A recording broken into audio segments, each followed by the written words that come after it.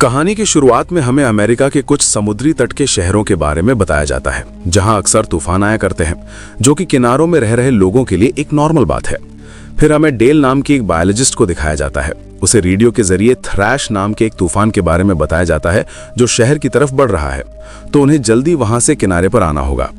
फिर हमें south Carolina के एक शहर को दिखाया जाता है जहां 2 दिनों से काफी धीमा धीमा बारिश हो रहा है। फिर हमें डैनियल नाम की एक लड़की को दिखाया जाता है जो फूड ऑर्डर कर रही थी, लेकिन वो बताते हैं कि आज तो सुबह से ही तूफान की वजह से उनका शॉप ओपन नहीं है। और बाहर के देशों में आपको पता ही होगा, ज्यादातर लोग बाहर ही खाना खाते हैं। उसे भी थ्रैश तूफान के बारे में पता था, लेकिन वो इसे काफी हल्के में ले रही थी और वो कुछ खाना लाने के लिए वहां से जाने लगती है। इसी दौरान कुछ लोग वो शहर छोड़कर जा रहे थे।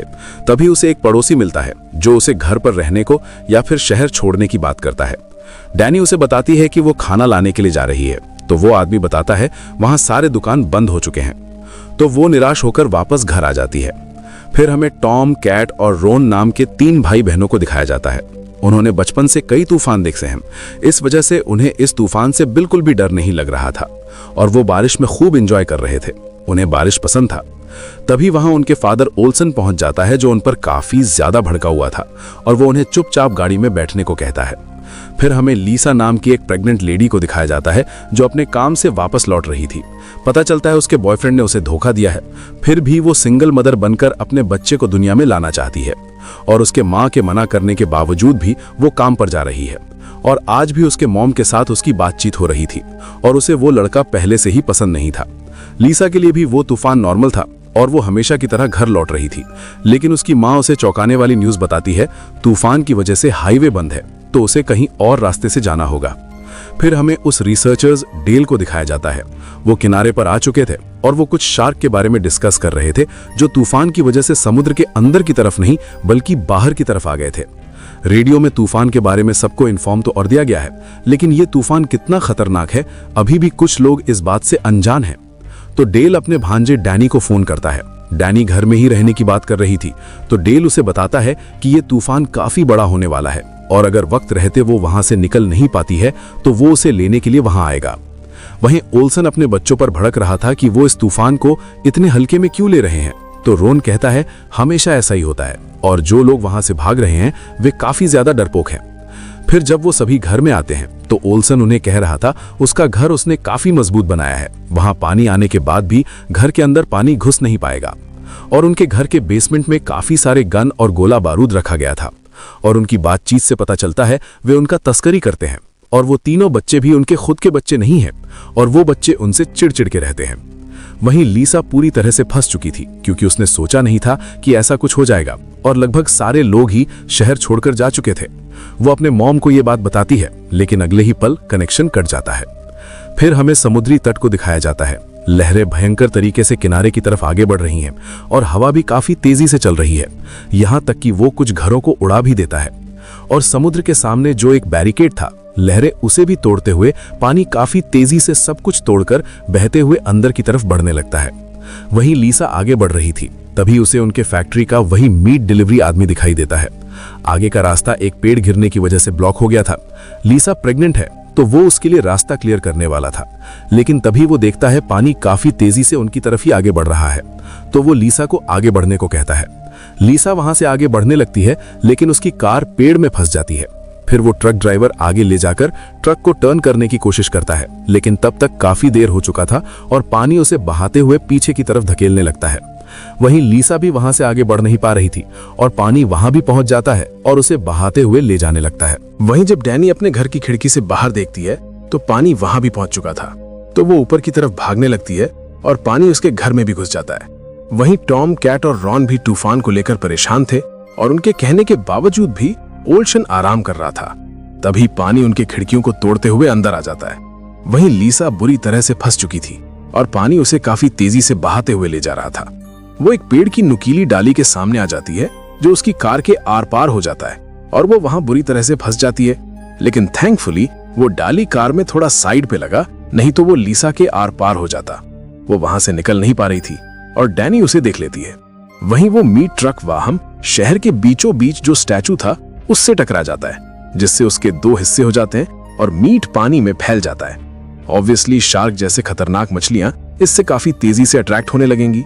वहीं दो लोग एक छोटी सी नाव से कहीं जा रहे थे, तभी उन्हें लीसा का चिल्लाने का आवाज सुनाई देता है और कुछ ही समय में स्कॉट नाम का आदमी लीसा को वहां कार के अंदर फंसा हुआ देख लेता है, तो वो उसके पास आ जाता है। लेकिन सीट बेल्ट और उन डालियों को बिना काटे उसे फ्री नहीं कर सकते, तो उसका साथी एक कटर लेकर उनकी तरफ आने लगता है। लेकिन पल भर में ही पता नहीं क्या होता है, वो पानी में कहीं गुम हो जाता है और ये देख स्कॉट उसे ढूंढने के लिए आगे बढ़ने लगता है, लेकिन उसका दोस्त वहां कहीं नहीं था। तभी अचानक से उसका दोस्त अपने कटे हाथ के साथ पानी से बाहर निकलता है। स्कॉट उसे बचाना चाहता था, लेकिन एक शार्क उसे वहां से घसीटते हुए ले जाने लगता है। डैनी ऊपर से ये सब देख रही थी और वो चिल्ला चिल्ला कर बताने लगती है कि वहां शार्क आ चुके हैं। तब तक वो मीट ट्रक का ड्राइवर भी वहां से निकलना चाहता था, लेकिन काफी देर हो चुका था और एक शार्क उस पर भी हमला कर देता है। स्कॉट भी लीसा की कार की तरफ आगे बढ़ रहा था, लेकिन एक शार्क उस पर भी हमला कर देता है और लीसा की आंखों के सामने ही वो उसे काफी बेरहमी से मौत के घाट उतार देता है। भले ही लीसा कार में फंस गई हो, लेकिन इसी चीज ने अभी तक उसकी जान बचाई हुई है। वहीं डेल और उनके साथ कुछ रिपोर्टर एक मोटर बोट को लेकर शहर की तरफ आगे बढ़ रहे थे। वहीं ओल्शन एभा के साथ गैराज में आ गए थे। उन्हें लगता था इतने पानी में वो वहां से निकल सकते हैं और टॉम, कैट और रॉन उन्हें देख रहे थे। तभी उनके पास से एक शार्क गुजरता है और ये देख वो पूरी तरह से डर जाते हैं। लेकिन तभी एक शार्क ओल्शन पर हमला कर देता है और उसके एक हाथ को काट देता है, लेकिन वो किसी तरह से बच जाता है। फिर वो शार्क एभा पर हमला कर देता है और उसे घसीटते हुए वहां से ले जाता है। तो ओल्शन अपने कार के अंदर जा रहा था, तभी एक दूसरा शार्क उसे भी काट लेता है और टॉम, कैट उन तीनों के आंखों के सामने ही वो उसे काफी बेरहमी से मार देता है। वहीं लीसा बुरी तरह से फंस चुकी थी और पानी उसके गले तक भर चुका था। वो डैनी को बताती है कि वो प्रेग्नेंट है और उससे मदद मांगती है।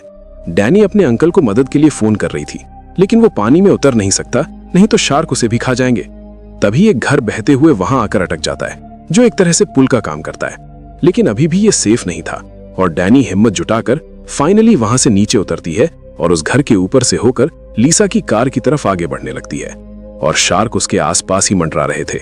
फाइनली वो लीसा की कार के ऊपर पहुंच जाती है और नाइफ से उसके रूफ को काटने के बाद वो डंडियों को काटने लगती है और कुछ समय में वो उसे फ्री करने में कामयाब रहती है। फिर वो दोनों ही डैनी के घर में आ जाते हैं।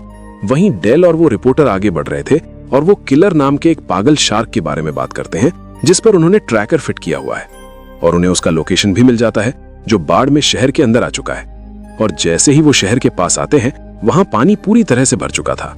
वहीं लीसा और डैनी के बीच में बातचीत होती है। लीसा यहाँ की नहीं है, उसे पता नहीं था कि तूफान इतना बड़ा रूप ले लेगा और उसे पेट में थोड़ा पेन भी फील हो रहा था। उसे डर है वो हमेशा के लिए यहाँ पर फंस ना जाए। इसके बारे में उन्हें रेस्क्यू टीम को बताना होगा।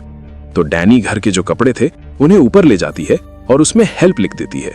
और लीसा का दर्द वैसे ही बढ़ रहा था, शायद डिलीवरी का वक्त आ चुका था, तो वो इसे चेक करने के लिए डैनी से मदद मांगती है और डैनी देखकर बताती है बच्चा उसे दिखाई दे रहा है।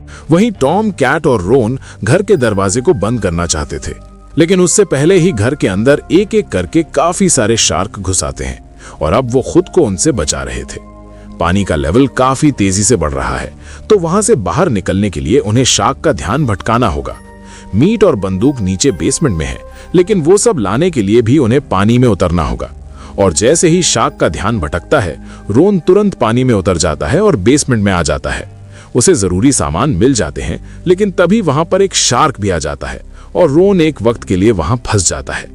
थैंकफुली वो स्विमिंग में अच्छा था और वो एक मीट के डब्बे से उसे डिस्ट्रैक्ट करता है और जल्दी वो सेफली बाहर आ भी जाता है। वहीं डेल और वो रिपोर्टर मोटर बोट से शहर में अंदर की तरफ आगे बढ़ रहे थे और वो देखते हैं कि शार्क ने कैसे वहां आकर तबाही मचा रखा है। उन्होंने काफी सारे गाय को खा लिया है और कुछ लोगों को टुकड़े टुकड़े कर दिया है। वहीं लीसा को बच्चे को जन्म देने का वक्त हो गया था, लेकिन वो खुद को किसी तरह से रोक रही थी, नहीं तो बच्चा दुनिया में आने के बाद भी वो उसे बचा नहीं पाएगी। और डैनी वो दो आदमी जिस नाव से वहां पर आए थे वो उसे लाने के लिए जाने लगती है। घर में भी पानी काफी तेजी से भर रहा था और वहां शार्क भी आ चुके थे। वहीं जान का खतरा था, फिर भी डैनी पानी में उतर गई थी और दो शार्क उसके पीछे पड़े हुए थे। वो उसे जान से मारने ही वाले थे, लेकिन तभी शॉकिंगली ये क्या, वो शार्क पता नहीं क्यों उसे मारे बिना ही वहां से चले जाते हैं। और ये देख डैनी भी पूरी तरह से शॉक थी। तभी शॉकिंगली एक काफी बड़ा शार्क डैनी के नीचे से होकर गुजर जाता है, जिसके शरीर में एक ट्रैकर भी था। मतलब ये वही किलर शार्क है और उसे के डर के ही वो शार्क वहां से भाग गए थे। और थैंकफुली उस शार्क ने डैनी पर अटैक नहीं किया और फाइनली वो बोट के पास पहुंच जाती है। वहीं डेल और बाकी रिपोर्टर आगे बढ़ रहे थे। वो शहर पूरी तरह से डूब गया था। ये देख वो भी पूरी तरह से शॉक में थे, क्योंकि उन्होंने सोचा नहीं था कि उन्हें ऐसा भी मंजर देखने को मिलेगा। और वो रिपोर्टर डेल को सवाल करते हैं, आखिरकार उसने शार्क पर स्टडी करने का क्यों सोचा।